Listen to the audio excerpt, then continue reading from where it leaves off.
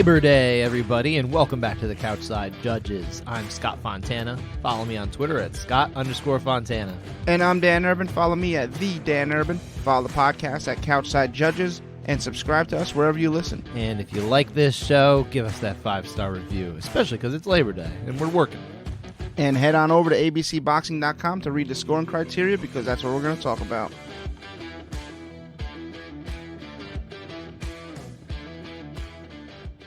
Dan, doesn't Labor Day always seem like a load of BS when you have to work it? Yeah, I mean, I work it every year, so. I know, same here. Mm-hmm. And I'm sure kids feel the same, because, I mean, schools get back in, so. Yeah, but they don't go to school on Labor Day. The day after they do, usually. Yeah, they do. Well, my kids aren't. My kids don't go back until Thursday. Oh, wow. Good for They're them. late. They're very late in the year. I feel like that's the way it should be. You shouldn't start before Labor Day, because then you go back for like another 3 days. It's like, what's the point? But I mean, some school districts, obviously, we're talking about kind of New Jersey, but I know in different parts of the country they were back like a month ago. Yeah, that's kind of crazy. I always think that's absurd. Doesn't feel right. Yeah, it doesn't. Like you already got summer now. This is when you should be, out at the beach, not sitting in a classroom. I agree. Jersey for the win. But you actually weren't in Jersey the last few days, my friend. You were in unfriendly territory for typically for a New Yorker. Well, not that we're New Yorkers, but you know what I mean. Well, New York sports fan. We were in Boston. Yeah. Saw Rutgers beat Boston College. I understand that was a pretty good comeback. Yeah, it was. I mean, it wasn't the greatest football from either team, but it was a fun game. I got roasted. I look like a lobster right now. You don't look that bad, my friend. You should see my leg. Oh, yeah. You know what? Now I'm seeing your arm and the contrast with the part of your sleeve that was covering it, and yeah, it is. So there's swollen. There's a distinct shade of red mixed with your freckles, and then right past your the crook of your elbow on the inside, it looks like you lathered up in milk. Yeah, I got fried. Your face doesn't look so bad. I think that's really what it is. It's deceiving when it's cool out. Yeah, I got a sunburn in the middle of October in Charlotte at a Panthers game. That was not expected. It's the worst. Yeah, but and so that wasn't the only game, right? You went to saw Fenway. It was a Red Sox Rangers game on Thursday. You must have been to Fenway before. As a kid, yeah. Oh, never as an adult. No, okay, no. I've actually been twice in the last 12, 13 years. So it was pretty cool. Got a Pedro Funko Pop they were giving out. Okay, so that was cool. I know you love your Funko Pops. Yep. Where is it? I think it's downstairs somewhere. No, you didn't add it to the collection I didn't bring over it here up yet. No. All right, but a good trip overall. Yeah, it was fun. Despite the burning. Despite this, yeah. All right. Yeah, I didn't have much going on. We went to a couple barbecues. Nice. That was fun. Kids had a good time. Nice. Worked. Nice. Gonna work again. Not nice. Labor Day. Papers got to come out. Just the way it goes. But yeah. But I did, of course, catch up on the fights later. You also didn't watch the fights like me. I watched the last 2 fights live, but I really was kind of catching up on work at that point because I was granted the chance to go in an hour later than normal, start my shift a little later. Mm-hmm. Still work the same amount of time, but just to get a little bit of chance to go to this barbecue at a buddy's. But yeah, I was following along, and I was able to watch the last 2 fights of the night. Of course, the main event being Ciryl Gane's victory over Tuivasa, which I understand you didn't get to watch the whole fight, no. but you saw what happened. You saw pieces of it. Honestly, it was a really good fight. I thought it was, especially for a heavyweight fight, this was high caliber. Well, that's good. That's the way it should be. Mm-hmm.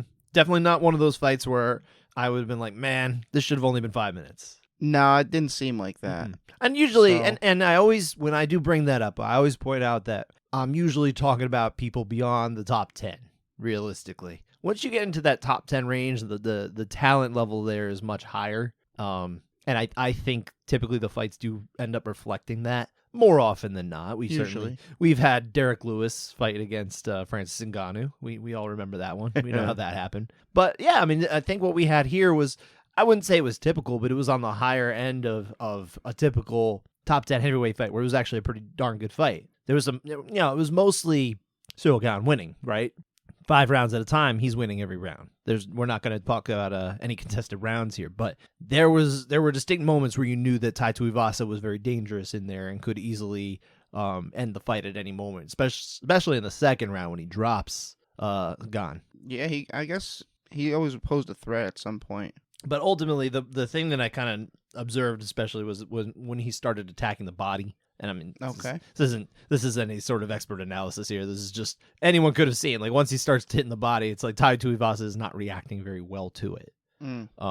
That kind of softer midsection. Okay. Probably looked like an area that he was going to attack. His kicks that he was yeah. The kicks were doing really well, but he obviously, you saw the finish with that punch combo there, which included a nice little hammer fist to the back of the head while Tai Tuivasa was standing up. What the heck was that? Hammer fist to the head. I don't know. He saw a target and took it. Yeah, an illegal target. It wasn't a legal target. An illegal target. Now, it's always tricky, though, because you have the situation, like, Tuivasa is really badly hurt, right? He's super badly hurt here. I don't think that particular strike to the back of his head actually changed the way that fight would have finished. Not a meaningful way. Doubtful. But, I mean, come on. We got to protect the fighters here, right? That's not... We can't just let that stuff slide. I know, but what do you even do? Because the fight's over. I know it's tricky. It's tricky. You'd hate to say it's some sort of disqualification kind of situation too, because that doesn't seem like the fairest outcome necessarily. Because I think back to, of course, John Jones when he got disqualified against Matt Hamill in a fight that I'm pretty sure Steve Mazzagatti could have stepped in and stopped even before John Jones resorted to the 12-6 elbow. Someone else complained about Gane hitting him in the back of the head, right? Junior Dos Santos. Yeah, JDS was on that. I'm not like trying to get all soapboxy and everything like that, but it was weird. Like we're just gonna let that go. All right. Yeah, that's strange. Yeah, the whole point is to protect the fighter there, and I don't know if that was appropriately done there. I don't know. I don't know. But nonetheless, it doesn't change the fact that Ciryl Gane asserted himself as the better fighter that night. He got the win, I think deservedly so. Good fight. I hope you get the chance to watch the entire thing because I thought it was a solid fight. But the question coming off of this fight now is, of course, the obvious one, right?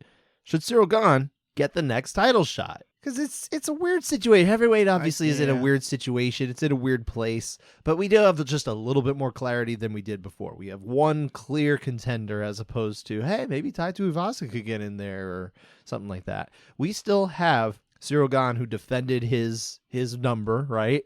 His number one. He still has it. And we have two fighters who are of a higher profile than him probably in Stipe Miocic and John Jones. Are they going to fight in December like I think UFC's hoping for? I believe it when I see it. I'm really of that mind. I don't know where you stand on it, my friend. Yeah, what they keep saying December. I keep hearing December. The rumored time for Jones and Steve. I guess if that happens in September, and I don't know what you do with that. September. I'm sorry, December. And he also got Blades, who just got a kind of a technically he got a win over. It's not a loss. You're Tom right. Aspinall. It does go down on his record as a victory. If they were gonna do a title fight or interim title fight, since Francis is still hurt, I really wouldn't hate the idea of, I think, what you're building to, right? The Blades gone. That as an interim title fight? Yeah. I'm on board with that as an interim fight, especially if we don't really know when Francis Ngannou is going to come back. It just feels more dirty doing it now, having already done it last year. Yeah. I think if it wasn't for last year, I'd been like, well, yeah, okay. It makes some sense. Make another title. He's not going to be fighting for a little while. This could have been an interim title fight, realistically. And Tai Tuivasa told me as much last week. He's like, yeah, I think it makes sense for it. He's like, it's definitely not. But yeah, I mean, it did make some sense to do that here. And if that's the case, I mean, we're still talking about, regardless, someone with a belt or someone without the belt, we're still talking about the number one heavyweight on the planet who's not Francis Ngannou. But it still is tricky because we just don't know what's going on with this Jones and Miocic situation. Is it actually going to happen again? I'll believe it when I see it. I still feel like the division ought to move forward, and just if that happens, great. I mean, is Stipe holding out for Jones? I don't know what he's doing. I feel like Stipe, just my read on the situation from afar, I feel like he's just like, you know what? I don't need to do this. You come up with something that I want to do, I'll do it. Okay. That's what I feel like he's at. He seems very happy. He's made good money, I think. He doesn't seem like he spends lavishly. I don't think he necessarily loves doing things in the limelight. I mean, he literally is a firefighter who just kind of goes about his business as one of the boys most of the time, right? I think that's what he likes to do. I think he likes to be that. and he doesn't need this. But if there's an opportunity and it's something he likes, then yeah, he'll come back. That's how I read it. Yeah, it makes sense. But I don't know. I haven't spoken to the man to know that, But like you say, I think it makes sense too. But we'll see. I do hope that they can find some way to move the division forward one way or the other. I feel bad for Curtis Blades because I think he's done enough on the whole. Take away the Tom Aspinall fight, I still feel the same way. He's done enough on the whole to justify being in a championship fight at this point. All right. So I wouldn't hate that. That of course wasn't the other. That wasn't the only big fight that we had in Paris the other day. That was Robert Whittaker getting the win over Marvin Vettori. Clear victory, good victory. Looked really good in there against someone who's. It's not always easy to look good against Marvin Vettori. I don't think. No, I thought he looked really good. Like he had Marvin Vettori on the defensive, confused. It seemed actually he didn't have an answer for it. He probably did. He did a lot better against Marvin Vettori than Israel Adesanya did in either of the times he fought Marvin Vettori over the course of 8 rounds. Mm-hmm. Now granted, there is one of those rounds in that fight we're actually going to be talking about. So we'll get to that. But yeah, it's definitely a really good performance from Bobby Knuckles, and it's just he's in another weird spot too because he's definitely better than everybody else at middleweight. He just is. Yeah, we know that. There's other people that he could fight that are coming up, but he's almost like the champ below the champ in the sense that he's just turning everybody else away. Yeah, but it's just through 2 fights. He has not been able to get that victory over Israel Adesanya. Could he do it? Yeah, he could, but he still hasn't. So, is he ever going to get that third shot like Max Holloway did? Is he going to need to? I mean, what more can he do? He really can't do much more. I mean, he'll just keep winning. That's it.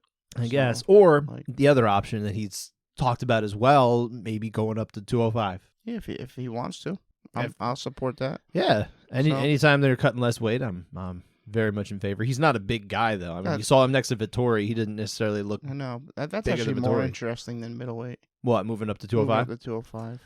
It'd be interesting to see what he could do because I think the wrestling element that he can mix in there as well is a little different than a lot of the top guys at that weight in the UFC, especially. So yeah, it'd be interesting to see. But yeah, I whatever he wants to do, I think we already know that this is definitely one of the best middleweights of all time. He has distinguished himself as somebody really special, but not quite special enough to the point to be better than Israel Adesanya, which I think speaks volumes to Adesanya. Oh yeah, Adesanya's. I mean, for middleweight for him to get a quicker title shot, I think Adesanya would have to lose twice to Pereira. Yeah, I think so. He's got to be Pereira's biggest fan at this point, right?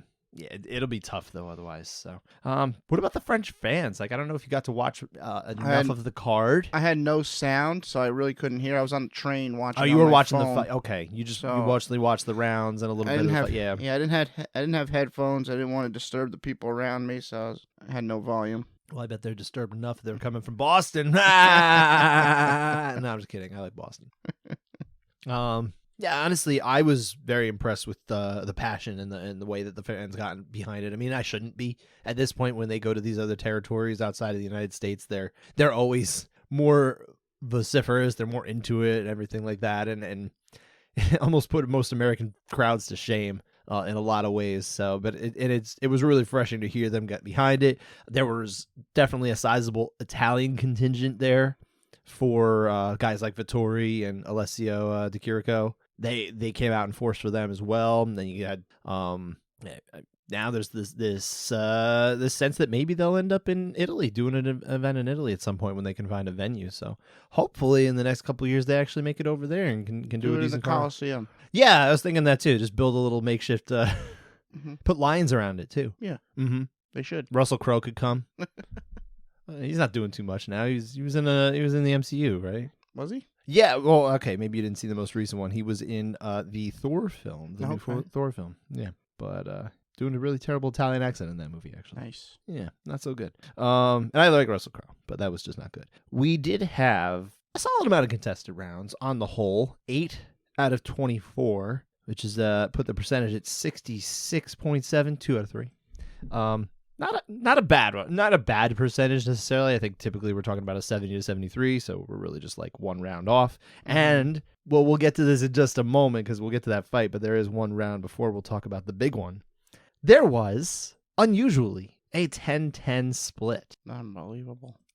It kind of is unbelievable. It's unbelievable in that it even happened.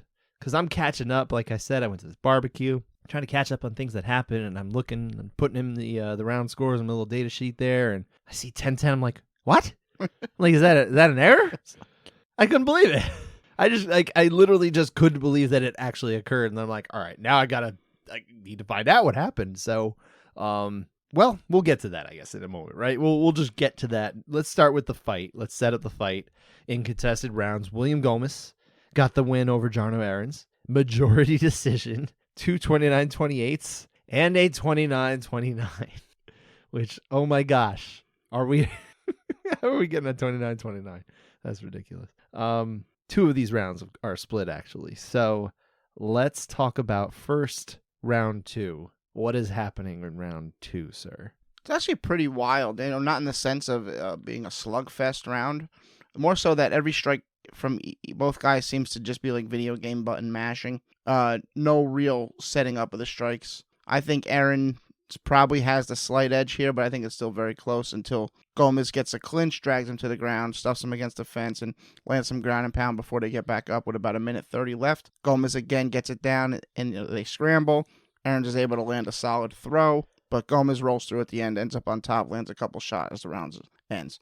I think it's competitive, but I think it's pretty clear for Gomez. Yep, competitive, close, but I don't even want to say clear. I just think it was a close round, and it went the way of Gomez in my view. But yeah, I think it could go the other way. I could see why it could go the other way. I just don't think it was that big a deal. Okay. Yeah. So we're united, of course, on Gomez here, and in line with judges David Leatherby and Clemens Werner, it was local judge Christophe Chapuis, who is a former fighter as well. He gave this one to Aarons. Again, I don't think it's that crazy to go the other way. Okay. Disagree, obviously. A little bit. Yeah, that's all right. You can push back. I don't think it's crazy. I just don't like that score. Yeah. So. Oh, obviously, I went the other way too, but I'm not going to fight it as much as maybe we'll fight round 3 here. Yeah, all right, let's talk about round 3. Round 3 is this is like the heart of the show here, right? Yeah. I mean, on the feet, Aarons is landing the better strikes. He's getting the better reactions. Gomez is landing a couple nice ones to the body, but the effective, more impactful strikes are coming from Aarons. All the head kicks Gomez are throwing, they're getting blocked. Gomez is able to get the clinch, eventually a takedown. He gets stuck in a guillotine, nothing crazy, really, no, not too much danger from there. He does land some strikes, nothing all that strong, missing quite a bit of them. Aarons locks in a tight triangle, and Gomez is able to slip out eventually, but he was stuck there for, I don't know, at least 30 seconds, it felt like. I think it's just a clear Aarons round to me. There was so much to score. Like, landing on 10-10 here is just, I don't know how you get 10-10 here. It's kind of crazy. Nothing about this round is even remotely close to 100% even for any tier of the criteria. So, I don't know. It's a weird one. This is absolutely not what we were taught when we went to ABC training. A round like this is not the type of thing that we would have been taught to consider as a 10-10 round.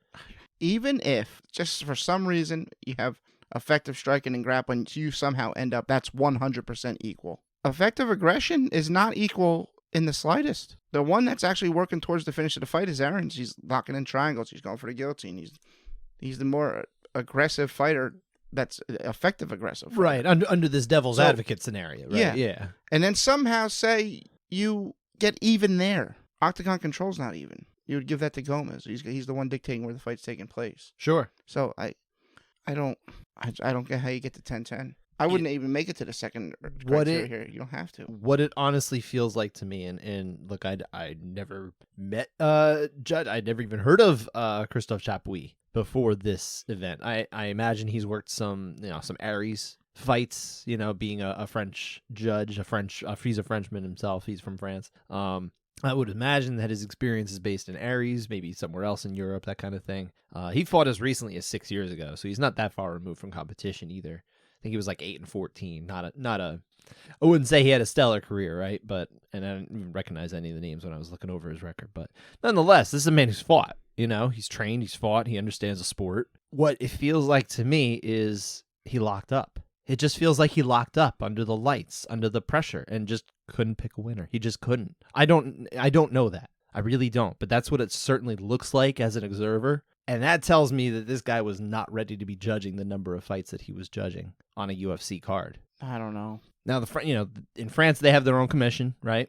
So it's not like the UFC acting in their own commission, as I understand it.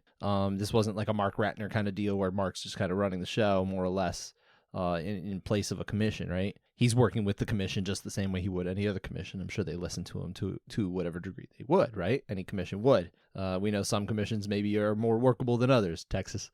But here, maybe this was a few assignments too many. Like maybe give him 1 or 2 assignments early on and then kind of drop him off. This was on the main card. It's a little deeper. They gave him a few assignments throughout the night. It doesn't seem like he was ready for this. It really just doesn't seem like it. I mean, maybe that's harsh. I don't know, but I'm going to call a spade in this case. It just doesn't look like this guy was ready. If he was calling this particular round a 10-10, if he's pulling out a 10-10 and it's a lot, let's say, less action heavy, let's say it's much closer to, Esparza Rose, even if it doesn't reach that level, right? If it's closer to there, it's like, okay, you know what? Maybe there's some justification there. You can kind of see where he was going for. Not the type of thing they typically do, but at least he's heading in the right direction, right? There's really nothing here.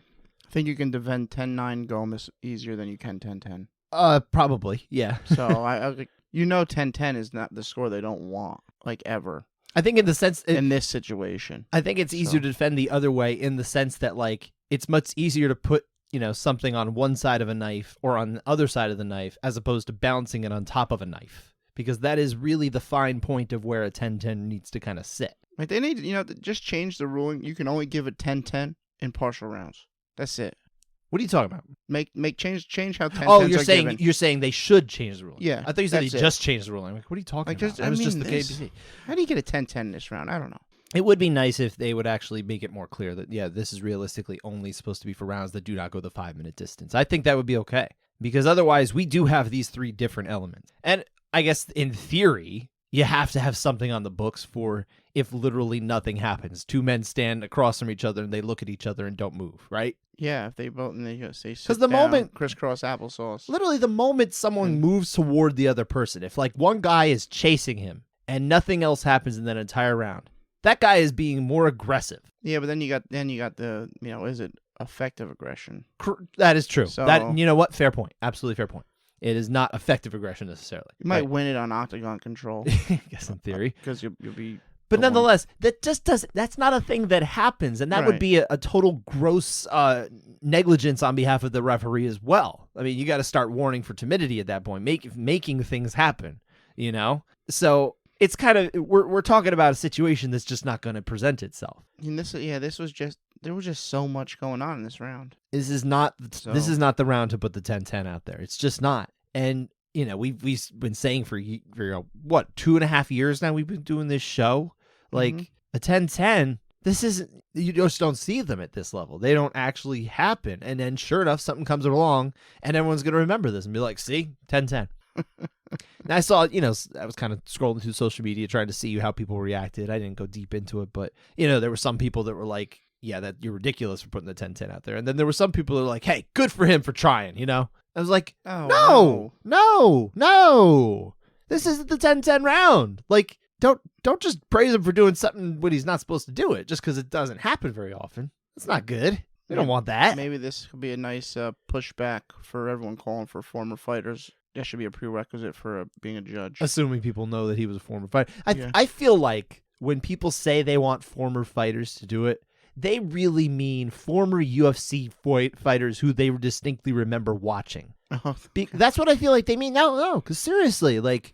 They want the guys that have been making $100,000 minimum a fight. Yeah, that's what they want. Sitting there for $1,500. No, because we've already pointed out on this show many times before fight judges who even at the UFC level who have fight experience. Eric Colon, Dave Torelli, Jersey. By the way, Jersey guys fight. We fight in Jersey. That's what we do. That's what we do. And have pizza. We like DJs. We like DJs. We like to DJ. We just throw down. Yep. I'm fist pumping right now. No one can see it. I'm not fist pumping.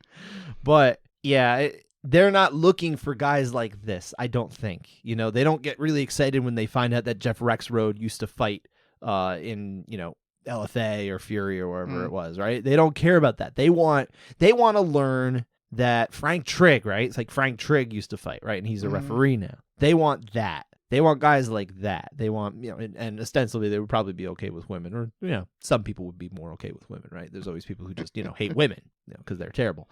But they're not looking for guys like Christophe Chapuis. And I don't think they're going to be like, well, that's not who we mean. He was no good. He was 8-14, whatever. He doesn't know anything about, like, oh my God, it's always something, right? But nonetheless, one has to hope that this was, if nothing else, a learning experience for Judge Chapuis, who seems to be very early in his career, if nothing else.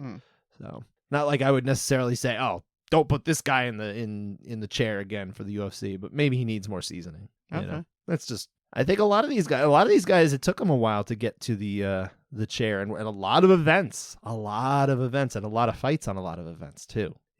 How much experience he has, I don't know. I can't speak to it, but you certainly would have to think that this was a sign that maybe the guy just wasn't ready for this. It's just what it looks like. Sorry, not sorry. But there were 6 more rounds we have to get to, actually. So we kind of keep moving along. That was the meat and potatoes here, because most of these fights, there's not really any rounds in here that are actually going to change the way the fight's finished, regardless, right? We're only talking about, a round splits, here and there. No splits, no split decisions, excuse me.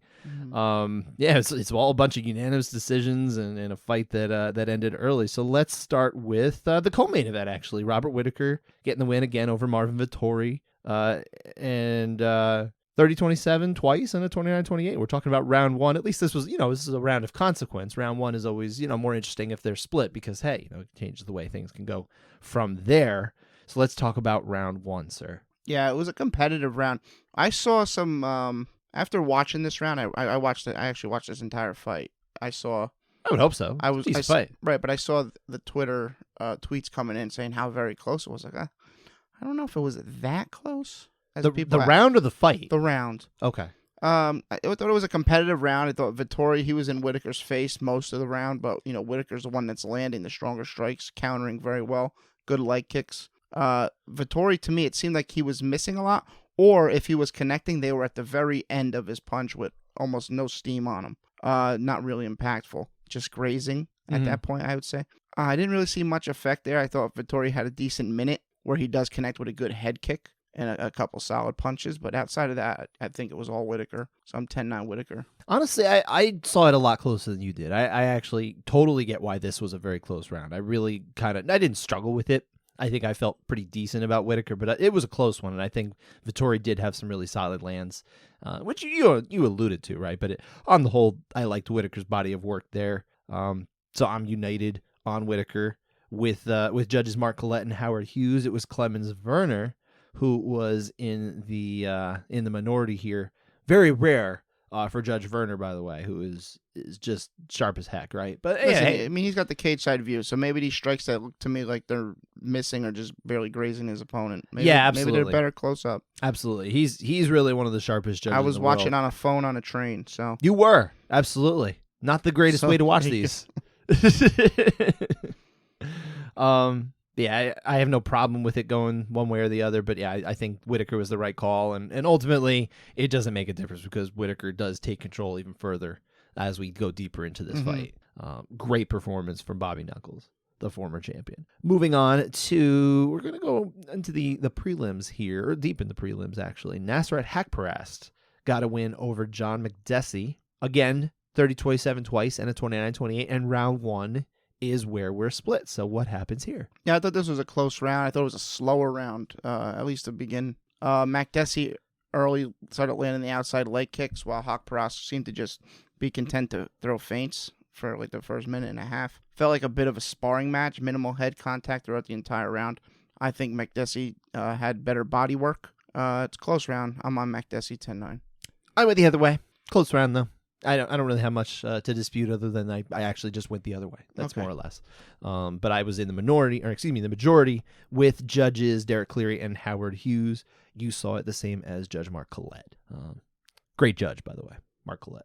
It's nice he really wasn't doing as many UFCs when they would go overseas for a little while. Not since more or less the 10-7 he gave out to. Well, let's hope that's not the reason. Oh, I would hope that wasn't the reason. I'm hoping that maybe he just wasn't available to work, and that was really all it was. Because if anything, that 10-7 helped build Kamzat. So well, that's true, but obviously that's not why he did it.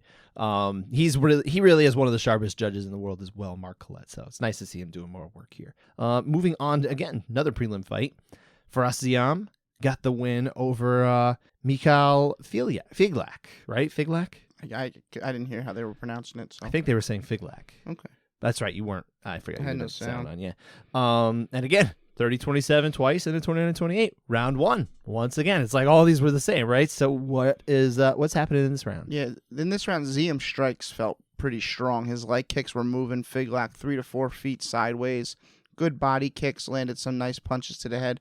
His impact overall was very good. He had a nice throw. Didn't do much with it, but it was a high-impact takedown. They fought on the fence for a while with no real advantage anyone there. But in the final 10 seconds, Figlak gets a deep armbar for about 2 seconds. I say he's in danger before the bell rings. I don't think it's enough to steal the round, but he kind of got out of it right before the bell. Yeah, too. It closed strong there, and I don't know how much danger he was actually in. I don't know. While the gap shrinks, it didn't shrink enough for me. I'm 10-9 Ziem. Yeah, this felt like Judge Howard Hughes must have flipped because of that, like almost entirely. Because I thought this was a really good round from Ziem up until that point, like kind of a no-brainer round, more or less. But obviously that is the highest spot that anyone got as far as getting close to a finish, right? So yeah, that's the question: is like how much do you weigh that? You know, it's tricky. I feel like the body of work from Ziem is really what you have to value here in my interpretation of how you're supposed to judge these things. So I went the same as you, the same as Judge Tapui, who we spoke of earlier, and Judge Werner. So yeah, we're all kind of in the majority here. I get it. Well, I get why it would be the other way, but I guess I just disagree with it. You know what I mean? Mm-hmm. I think that's not necessarily wrong, but maybe that's a conversation worth having. I don't know. Yeah. But no, I feel good about this one. We can then move on to we're kind of going these pretty quickly because I don't think there's anything controversial really the rest of the way, right? Yeah. Over here, back in the main card, Roman Kopylov got the win over Alessio Di Chirico, the other Italian on the main card. Round 3 knockout, very good finish for him. Round 2 though is what we're talking about. So what is happening here? Yeah, Di Chirico comes out guns blazing, throwing haymakers. Nothing really landed that flush, though, but as the round went on, I found him landing with better impact, good reactions on his land, snapping the head back. It's a close round. I think Kopylov has a solid case here, but I like Di Chirico, 10-9. I did, too. I went the same way as you. Yeah, not that it couldn't have gone either way. This is definitely a classic, like, very close round that you kind of understand it, right? You can understand the argument either way. So you and I did not see it the same way as Judges Ben Cartledge and Clemens Werner. We saw it the same as Judge David Leatherby. So what does that mean for Judge Leatherby? Couchside override. And we'll make sure to get extra postage on that so that it gets overseas to England where Judge Leatherby is. It's in the mail. Probably won't get lost in the Atlantic, or maybe it will. I don't know. It might. It might. These things, yeah, they don't usually get lost, but sometimes, once in a while. Moving on to, and this was a surprising result for me. This was, I think, the most surprising of all. Nathaniel Wood just taking it to Charles Jourdain and getting a 30-27 twice and a 29-28 victory. I mean, this was very impressive. I don't think did you get to watch the whole fight? I did. I watched most of it. Most of it, okay. Most of the fight, yeah. I mean, Jourdain is coming off of a really good performance against Shane Burgos. I mean, he lost the fight, but he looked really good, especially in that last round. And I thought he'd be able to take it to Nathaniel Wood coming up from bantamweight and shoot. not at all. It was a good fight, but it was very much Wood. Yeah, this was round 2 we're talking, right? Round 2 is for the round, yeah. But just in general, I'm just I watched the first 2 rounds. I didn't watch the third round. Okay. Makes sense in my head. Why? No, it's fine. You do what you want. Some people, that's like watching 2/3 of a movie. Well, you knew how the movie ended. Yeah, I suppose. That certainly helps. Anyway, round 2 is a fun round. Both guys threw a lot of strikes. I think Wood landed some nice combos there. Was one strike in particular as Jourdain was coming forward. It was a right hand that Jourdain just stops dead in his tracks. And it's like, there's no return. Just like, okay, I got to reset here. I think the impact is on Wood's side. I think Jourdain kept pace. Landed probably just the same amount of strikes. I think the effectiveness is just not as high on his side. So I'm on Wood 10-9. I'm also with Wood here.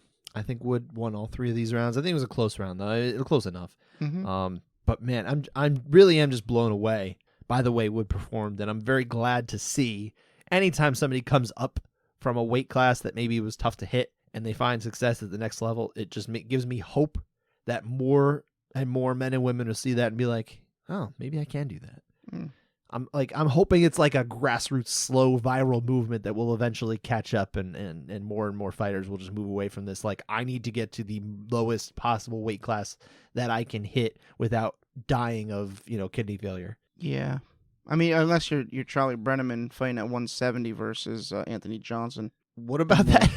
Then that doesn't go well. No. At all. No. Because Charlie was typically 155, right? Right, but he was going against someone who was like absolutely I never know, should have been. But I'm saying Anthony Johnson was a freak of nature Right, to be but getting to 170, and mostly he would hit like 177 anyway. But I'm saying you get that one guy who shouldn't be anywhere near this weight class, and it probably annoys you a little bit, I'd say. It's been a long time since that fight happened, sir. I'm just using it as an I get example. you, I get you, but there's always going to be that one guy that's way too big for the weight class. But even at that, like a lot of somehow makes weight. A lot of the absolute biggest ones, the biggest guys who actually get down, like if you look at when California releases the percentage of weight gain on the next, the day of the fight, whenever they have events there, if you look at the fighters who gain like 14, 15, 16% of their mass, like in that really dangerous, like upper level kind of range, they're not winning the fights. At some point, I think it's diminished returns. Oh, definitely. I think I will in no way advocate for fighters to put on this much mass anyway, because it's still not that great. But I feel like if you're a fighter who's trying to cut down, you only put back like 10 to 12% of your mass before it starts to get kind of problematic for you anyway. So you gotta keep in mind how low you can get from like the weight that you'd prefer to be at, and if it doesn't work out, stay up. Maybe it'll work out better for you there, as it did, obviously, for Nathaniel Wood. So there's so many examples, Anthony Smith, Thiago Santos. These guys came up and they ended up fighting for the belt and that kind of thing. There's so many.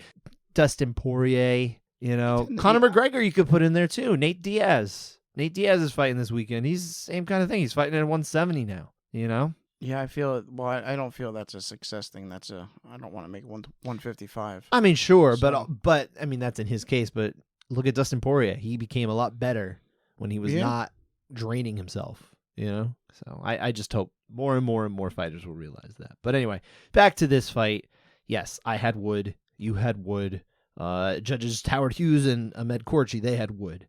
It was Mark Collette who was on his own, seeing this one for Jordan. No problem there. I don't have a problem. And then the last round here is Nasruddin Imavov, who trains in France. He is, I believe he's Russian, but, he was received well by the French fans. All the French fighters won, by the way. Oh, did they? Every single one of them. I think it was 6 on the whole, if you count Imavov. I didn't even look to see where anyone was from. Mm-hmm.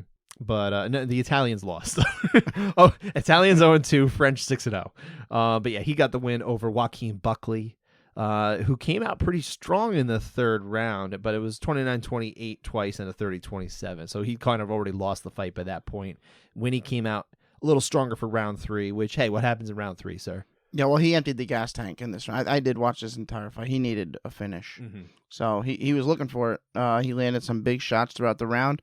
Imavov landed some good knees to the body in that clinch situation there. A couple good ones at distance, but I thought Buckley was landing with more immediate impact. 10-9 Buckley. Yep, same here. Imavov, yeah, he was tired, but mostly I just don't think he was landing with enough pop to get the round, even if he was still in it, even in kind of a more depleted, tired state, right? Yeah. I don't know. What you don't think he was what? No, I thought I didn't even think he was depleted. To be honest, I thought Buckley just won. No, it looked to me that Imavov was actually just kind of tiring. You didn't see it that way, huh? I didn't see him tiring. Okay. I saw Buckley making sure he had nothing left. Maybe that was at the end of the fight. That's how I felt. All right, fair enough. But anyway, so we saw it the same way. Nonetheless, on as far as the score, the winner of the round, 10-9 for Buckley, same as Ben Cartledge and Mark Collette. It was Derek Cleary, our lone American judge who flew out, who saw this one for Imavov, which, yeah, I could see it. I could see it, but I think I feel much better about Buckley. Sounds good. Mm-hmm.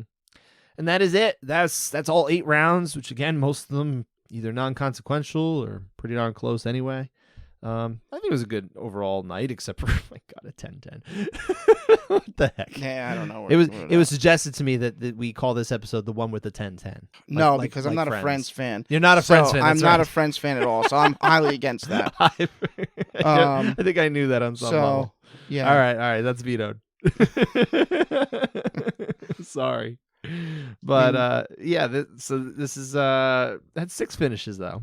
Yes. 6 solid finishes. 5 by KO or TKO. 1 was a submission, the opening one of the afternoon. Well, I guess afternoon here, evening over in France. 2 of these ended in the first round. Everything else was later. Obviously, a lot of fighting going on. If nothing was ended in the first round, right? But what was your favorite finish? And I'm legitimately curious because you didn't write anything down. Oh, I wrote it down on my thing. Oh, yeah. All right. Oh, well, I guess I'll surprise you. It's not the sub. It's not the sub. Okay. It was do they call him Benoit or Benoit? Oh, Benoit. Benoit Saint Denis. Benoit Saint Denis. Saint Denis. Okay, I liked he put a beating on what's Miranda's first name? Oh goodness, it's escaping me. Anyway, he probably almost had. Would have helped if you wrote it down. I could have told you. If he had a finish, he almost had a finish in the second round, and then in the third round, just started out and he ended things. Realistically, that I thought it was first round into the second round. Or first round. I'm sorry, first round into the second round. He could have got the finish probably. I mean, shoot, he was kind of a beaten fighter in the corner. What I liked to watch, what was interesting to me, which Jason Herzog was like a hawk watching him walk from getting up and walking over to his corner. And he stayed there for a little bit just to see what the deal was with him. Now which is what we learned. So I was gonna say, are you pointing that out because it's creepy or because it's the thing we're supposed to be doing because as referees? In the referee training, that was a thing that was pointed out, and it was make sure you weren't calling very active in between rounds. Making sure you didn't point out Jason Herzog as a creep. Yeah, there's no break for the referee, contrary to belief. Mm-hmm. Well, and I believe I said Derek Clear was the only. I meant judge. He was the only American judge out there because, of course, we did have Jason Herzog, who is American. He's got an American passport, I assume. That's how he's got there. But yeah, and then the round 2 starts, and it Gabriel Miranda, by the way, so. And it was round 2.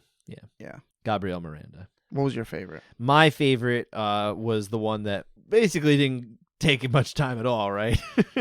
You only had 19 seconds to figure out that Abus Magomedov was much better than Dustin Stoltzfus. He just wrecks him. He really just plows through him. I mean, there's not really much more to say. He just destroyed him. It was a front kick, right? Kind of got it going. He hit him with a front kick. Yeah. I was like, whoa, where'd that come from? Yeah. And then he crumbled him. That's it. Yeah. That was a damn good tour de force of a finish. And really, I think it was the only one of those that we got that was more or less quick like that. Because even the only other first round, the one that was over in the first round finished, the other one, Christian Quinones got the win over Khalid Taha. That was the stoppage on that was a little, a little funny. Wait, which one was that one? Oh, Quinones got the win over Taha. You don't remember that one? Did you? I do remember. I did watch it. Yeah, I'm drawing a blank on it actually. It wasn't like the worst stoppage, but would have liked to see it maybe go a little longer. The one from a little longer would have been okay. Your favorite with Magomedov. Yes. It reminded me of the scene in Warrior where the brother goes into the gym and the guy needs a sparring partner. Oh yeah. And he wrecks him in like 20 seconds. Mm-hmm. He's like, I just want my $200. See, nowadays, if they made that movie, everyone would be like, no, we don't do sparring in the gym. That's not what we do. I love that. I mean, I like it too. I want head preserved. Yeah. I definitely want their brains to be preserved, but it's just the thought of it came to my mind now. It's like, oh, if they do that now, it'd be like, whoa, listen, we're not actually hitting anybody here. You gotta get money for that one. But yeah, interesting that you brought that up. I like that. But that's it for UFC Paris. I imagine they're going to be coming back yearly. I think they liked how it was received. I imagine they'll probably try to get even bigger fights out there if they can, because it's a big market, right? Maybe Francis Ngannou can defend a title there or something. Who knows? They don't love to do championship fights and pay-per-views and stuff during that time of day, because then it would be a weird time of day over here. That's not what they love to do, so we'll see. But they do have a pay-per-view this weekend on home soil. They're actually, the next 4 events for the UFC are in Las Vegas. Okay. This one and then 3 more fight nights, right? Okay. And this, of course, is, you've heard of one of these guys, right? Yeah. Nathan Diaz. Nathan. Have you heard of him? Yes, Nathan. Nathan Diaz. He's the guy from the hot dogs. He makes all the hot dogs.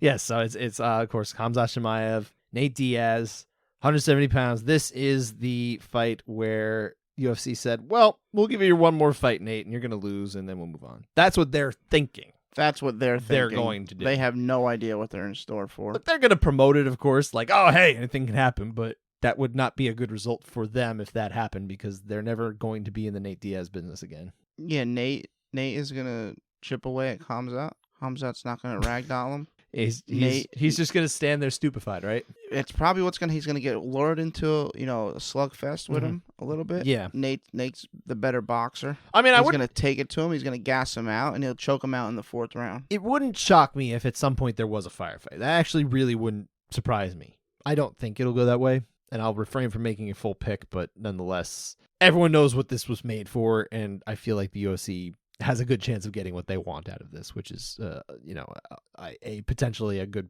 big finish from Chimaev that they can get a little rub off the Nate Diaz name on the way out. It's how they do it, right? And there's it's a fight game. There's other people that have said stuff like, how great would it be if Nate walked in there, the bell rings, and he taps out and walks out. I'm like, that would be horrible. Yeah, that would be horrible. Oh my god, that would be one of the worst things. And it's like the worst. It would be one of the worst things that could happen to Nate too, because he'd be I think suspended. But also I think it would damage his standing with fans, right? For some fans, yeah, not the ones that are calling for this. These are Nate Diaz fans saying this. But there's just not enough Nate Diaz fans that are like that compared to the general public who just has heard of Nate Diaz because of his Conor McGregor fights. You don't want to damage that with those guys. He's trying to be a promoter now. He's going to file his promoter's license. They've been reporting actually throughout Sunday that he's going to have his own fight promotion that'll have some boxing, some MMA, some jiu-jitsu. I forget, it was the tagline is, I got to look it up. It's like real. I'm going to pull it up right now because I really got to get this right. Is it similar to what One does? Has multiple sports on one show? Kind of. I guess I don't think anyone knows distinctly all this stuff at this point, right? But the tagline is real ninjas, real fighters, and real Okay. Real-ish. Well, Diaz brothers are real. They are. The promotion is called Real Fight Inc. I don't know if Chimaev, he might be overlooking Nate a little bit. I don't know if Chimaev was aware that Nate has a win over Habib, but he does. Stop. So just stop. If Nate wins this, they could give him a title shot. If they could try to lure him in with a title shot. No, they wouldn't. But they could try. But he's not going to. But they're going to have to give him a lot of money to do that. Right. And they're not going to. Well, they might. Because they now have a potential lucrative rematch in the welterweight division. They don't need that anymore. Yeah. That's just not the way they think. I'm not saying... look, if all things were created equal, I want Nate Diaz to stay, and I want him to be fairly compensated. But that's just not going to happen. So it is what it is. It's unfortunate. It's unfortunate. I'm going to be in Nashville this weekend. Boy, you just go everywhere, huh? I'm not going to... There's a likelihood I do not get to see it live, which would be the second Nate Diaz fight I didn't get to see live because I was in Tennessee. Right, I know, because you're not a fan. No, on the biggest 209. You're gonna get a text message later this week. His thing is what is it? Real Fights Inc. Yeah, you're Fake Fans Inc. That's you. You're part of Fake Fans Inc. Yeah, well, I'm gonna try to watch it though. Am I gonna get a text from the 209 area code? Yeah. I just caught up to that. There are some decent fights on this card on the whole, though. Actually, I feel like this is a card that's going to be a weird one for people to say whether they want to buy it or not, because they need to be fans of the sport and appreciate everything else that kind of comes underneath Chimaev and Diaz as well, because there are some good ones. Li Jingliang against Tony Ferguson is a weird one, but it's actually, I kind of like it just because I think there's high volume or high potential for violence is what I'm trying to get out there. Yeah, that could be there's always violence with Tony Ferguson. And with the Leech, dude. Like, he is knockout was very wild. violent, man. Like, his fights, they're not boring. Whenever Li Jingliang fights, he's just not a boring guy. Mm-hmm. So this could be all sorts of strange and weird and fun. And you talk about guys who are fighting in more comfortable weights. Here's Tony Ferguson fighting at 170 now. This is ostensibly a more comfortable weight. It's got to be. Unless he's walking around at like 240 pounds now, and it's still not comfortable. But, I'm sure he's fine. I'm sure he's not doing that. I hope he doesn't block me again. He's literally the only person who's like, I know of, has ever blocked me on social media. Well, And I don't think I'd ever spoken about him at that point. I think he's one of those guys who just like blocked a lot of people. And then at some point I got off the block list. I don't know. I didn't do anything to do one or the other. So whatever. It's just, I always thought it was just funny. I was like, why him? Anyway, that's a good fight. Kevin Holland against Daniel Rodriguez. I love that one. But I happen to catch the fact that, yes, this is a 180-pound catch weight, contract weight, whatever you want to call it. I've noticed something when the UFC does these fights that are not at their typical division weight, especially when it's around welterweight, middleweight, lightweight, that kind of range. They avoid like the plague doing it at 165 and 175. It's like they specifically don't want to give us hope to be talking about super lightweight or super welterweight. It's interesting. It seems purposeful as I'm catching on to this, and it's a few times that they've gotten close and they're like, no, 180. Just you got to move 5 pounds away from it. Maybe this is just better for them. I don't know, but it feels purposeful. But I love this fight. I love watching Kevin Holland. I love watching Dan Rodriguez. I think this is going to be a banger. I think this could be the fight of the night, actually. Okay. And then I don't know how you feel about this one, sir. It's a heavyweight fight, and it's a heavyweight fight not between top 10 guys. This is not my typical thing, but I actually like the idea of Jake Collier and Chris Barnett going against a Huggy Bear. Yeah, well, I like both these guys. I like that Jake Collier's the opposite fighter, where he was shredded 185er. So yeah, he moved all the way up to being kind of a fat guy. He's a happy heavyweight. He's a happy fat guy. That's okay. And Chris Barnett just looks like he's always happy. Yeah, so. Well, unfortunately, he looks like he's always happy. His fiance recently died. Oh, really terrible. Very sad. I did not know that. No, yeah, it's really unfortunate. I believe it was either right before or right after his most recent fight. So really, heavy heart for him. It's hard not to pull for the guy here in this one. But I think actually, take away the storylines and everything like that. I just think this has the potential to be a really fun, hopefully 5 minutes of heavyweight action. But I think it could be a real fun one. I don't think this will be because Barnett, he kind of got clinched up and all that kind of thing. He's obviously not as good in that game in his last fight. I think this will be much more striking. Okay. I think that's the way Collier likes to fight too, typically. We'll see. We'll see. Maybe I'm wrong, and I'll regret even having talked about this fight at all. Who knows? No, yeah, but then you also got Jailton Almeida. He's fighting. That guy's that's right. He is good.